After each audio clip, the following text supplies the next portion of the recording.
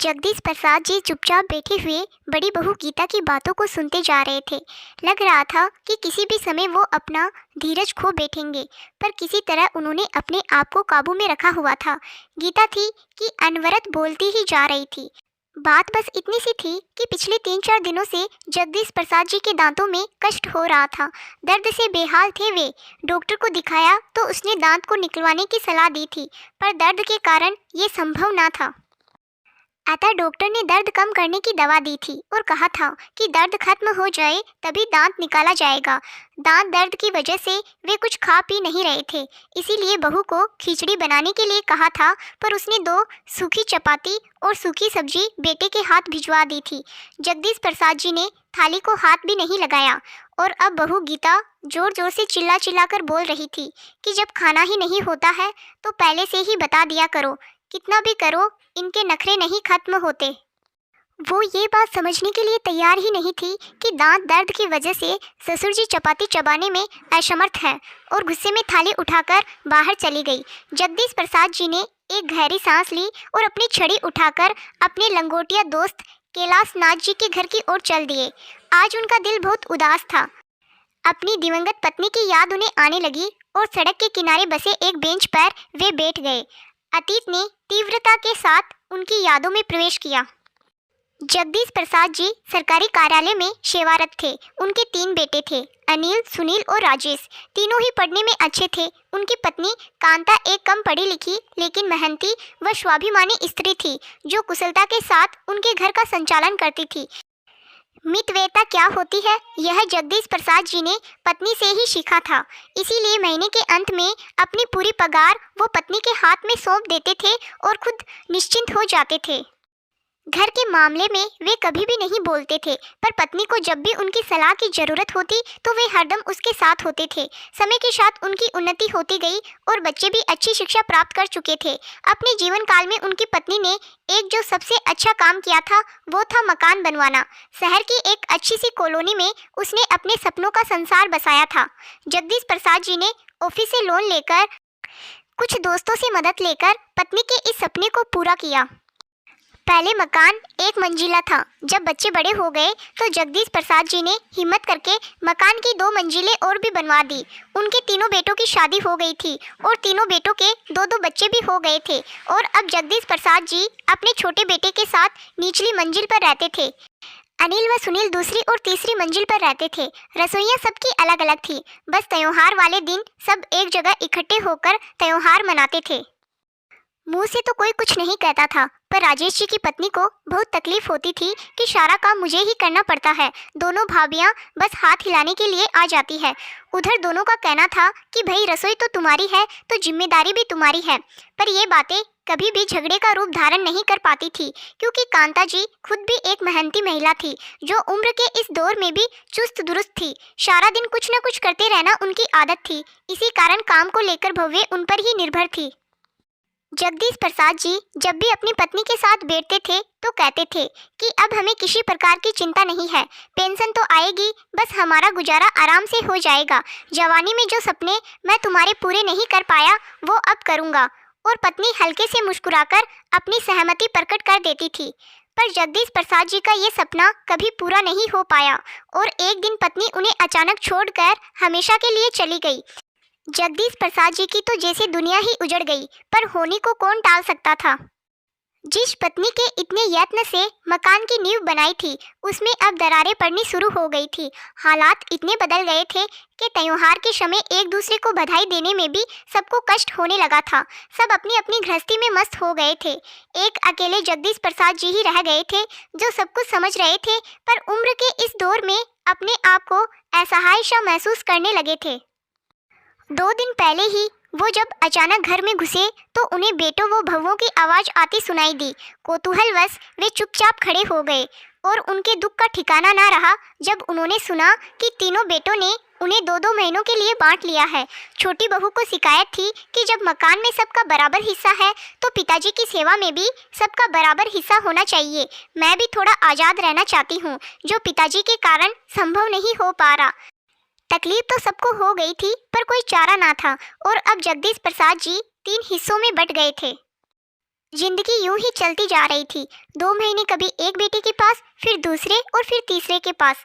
मुसीबत तो तब आती थी जब कभी महीने के अंत में यदि उनकी तबीयत खराब हो जाती तो इलाज यह सोचकर नहीं कराया जाता था कि अब 2-4 दिन के बाद दूसरे बेटे के पास तो जाना ही है, वो ही इलाज करा देगा।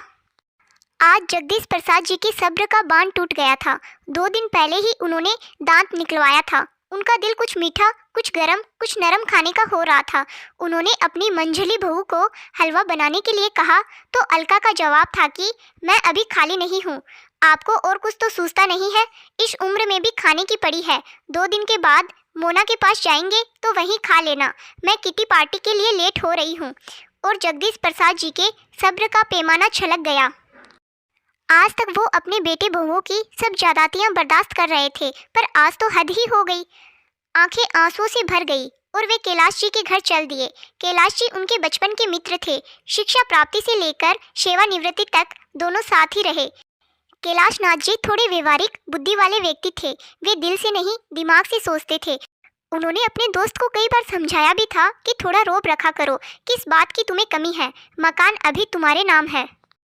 बेटे बहू जब भी सर पर बैठने की कोशिश करे तो धमकी दे दिया करो कि किसी को भी हिस्सा नहीं दूंगा। पर जगदीश प्रसाद जी को ये बात नामंजूर थी। उनका कहना था कि जब मकान बनवाया ही बच्चों के लिए है तो ऐसा सोचना किस लिए। लेकिन आज उन्हें लग रहा था कि अब कुछ करने का समय आ ही गया है। कैलाश नाथ जी से सलाह मशवरा करके जगदीश प्रसाद जी घर आकर पत्नी की तस्वीर के सामने आकर खड़े हो गए, जैसे मन ही मन उनसे विचार विमर्श कर रहे हो। एक दृढ़ निश्चय उनके चेहरे पर आया और वे भूखे पेट ही सो गए। किसी ने भी खाने के लिए नहीं पूछा। उन्हें पता था कि उनके तीनों बेटे पत्नियों के साथ गर्मी की छुट्टियों में बाहर जा रहे हैं।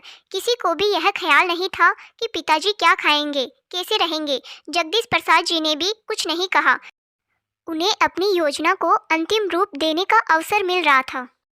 वैसे भी उनका मानना था जब बेटे ही माँ बाप को नहीं पूछते तो बहुओं से क्या उम्मीद करना। बहुएं तो चाहती ही है कि किसी की सेवा ना करनी पड़े। वे तो पति और बच्चों में ही अपना परिवार देखती है। सास ससुर उन्हें बोझ लगने लगते हैं। वे अपने अधिकारों के प्रति तो सचेत रहती है पर अपने कर्तव्यों की तरफ आंखें मूंद लेती है। जगदीश प्रसाद जी अपने मित्र के साथ प्रॉपर्टी डीलर के पास गए। प्रॉपर्टी डीलर कैलाश नाथ जी के पुत्र का खास दोस्त था। उनसे मिलकर अपनी व्यथा बताई, कुछ सलाह मशवरा किया और वापस आ गए। 20 दिन बाद जब बेटे बहू प्रसन्नचित घर लौटे तो मकान पर ताला देखकर सबकी तोरियां चढ़ गई। छोटी बहू मोना बोलने लगी, हद हो गई लापरवाही की, पता था कि हम आज आ रहे हैं, घर नहीं बैठ सकते। उसके गुस्से का कारण यह भी था कि अब 2 महीने पिताजी को उसके पास रहना था। काफ़ी देर इंतजार करने के बाद अनिल व सुनील कैलाश नाथ जी के घर की ओर चल दिए और उनके पैरों तले जमीन खिसक गई जब उन्हें पता चला कि पिताजी ने मकान 90 लाख रुपयों में बेच दिया है और अब वे कहाँ हैं किसी को कुछ पता नहीं। तीनों परिवारों को समझ नहीं आ रहा था ये सब क्या हो गया। उन्हें लग रहा था यह एक भद्दा मजाक है जो पिताजी ने उनके साथ किया है। गुस्से में तीनों भाई उबल रहे थे। पिताजी ऐसा कैसे कर सकते हैं? मकान की कीमत लगभग 1 करोड़ की थी तो पिताजी ने 10 लाख का घाटा क्यों उठाया? ये उनकी समझ से बाहर था। कोई चारा न देखकर सब अपने अपने ससुराल चले गए। अगले दिन बड़े बेटे के पास कैलाश नाथ जी का फोन आया कि उन्होंने तीनों पुत्रों को अपने पास आने के लिए कहा और कुछ आवश्यक सूचना देनी है। शाम तक का भी इंतजार सबको भारी पड़ रहा था। कैलाश नाथ जी के पास से जो सूचना उन्हें मिली उससे तीनों की जुबान पर ताला लग गया था। दिमाग जैसे कुंद हो गया हो, सोचने समझने की शक्ति जैसे साथ ही छोड़ दिया हो। कैलाश नाथ जी के अनुसार जगदीश प्रसाद जी हरिद्वार चले गए हैं। उन्होंने वहां पर एक घर ले लिया है और अब वहीं रहेंगे। ये समाचार पूरे परिवार पर एक भारी प्रहार था। बहुत अनुनय विनय करने पर कैलाश नाथ जी से वे पिताजी का पता प्राप्त कर सके और हरिद्वार की ओर चल पड़े। पिताजी का यह कदम उनकी समझ से बाहर था। हरिद्वार पहुंचकर पिताजी को देखकर एक और झटका लगा। पिताजी तो प्रसन्नचित और स्वस्थ लग रहे थे। बेटे बहुओं को देखकर उनके होठों पर मुस्कान आ गई। प्रसन्न दिल से उनका स्वागत किया और दीपक कहकर किसी को आवाज दी। आवाज सुनते ही 20-22 साल का एक लड़का सामने खड़ा हो गया। सबने कौतूहल से उसे देखा। जगदीश प्रसाद जी ने सबकी नजरों को नजरअंदाज किया और दीपक को 6 प्लेट गरम गरम हलवा लाने के लिए कहा। इसी बीच जगदीश प्रसाद जी सबसे बच्चों की कुशलता के बारे में जानते रहे। बेटे एक दूसरे की तरफ देख रहे थे कि कौन पहल करे, पर किसी की हिम्मत नहीं हो पा रही थी कुछ पूछने की। इतने में दीपक एक ट्रे में 6 प्लेट लेकर आ गया और सबको एक एक प्लेट पकड़ा दी। किसी ने भी प्लेट को हाथ नहीं लगाया। किसी को बोलते न देखकर जगदीश प्रसाद जी ने कमान अपने हाथ में ली और बोलने लगे। तुम सबको हैरानी हो रही होगी और गुस्सा भी आ रहा होगा कि पिताजी को ये क्या सनक सवार हो गई है, लेकिन कारण भी तुम लोग ही हो।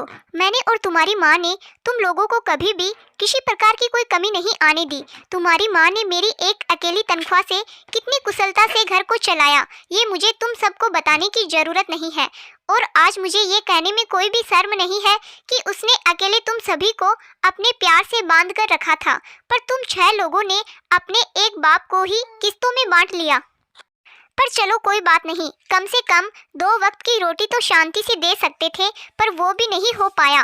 पार्लर और किटी पार्टी में जाने के लिए सभी के पास वक्त था, पर मेरी 2 रोटियां सबको भारी पड़ रही थी। तुम सभी को अच्छी तरह से मालूम था, मैं जिसके पास भी रहता था अपनी पेंशन वहीं खर्च करता था, लेकिन मेरी दवाई के लिए किसी के पास पैसे नहीं होते थे।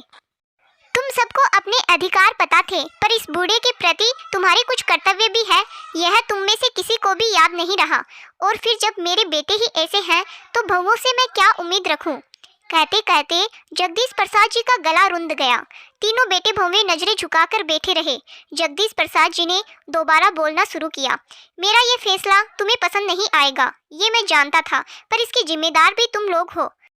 तुम्हें पता चल गया होगा कि मैंने मकान बेच दिया है, 10 लाख के घाटे में बेचा है, पर मुझे इसका कोई मलाल नहीं है। 5-5 लाख मैं अपने पोते पोतियों के नाम से फिक्स डिपॉजिट करा दिए हैं, जो उनके बड़े होने पर उन्हें ही मिलेंगे। मैंने यह घर खरीद लिया है, 2 कमरे, किचन, बाथरूम, टॉयलेट, सभी सुविधाएं हैं। उसमें जो कमी थी वो मैंने जुटा ली है। मैंने इसके लिए आश्रम को 15 लाख दे दिए हैं।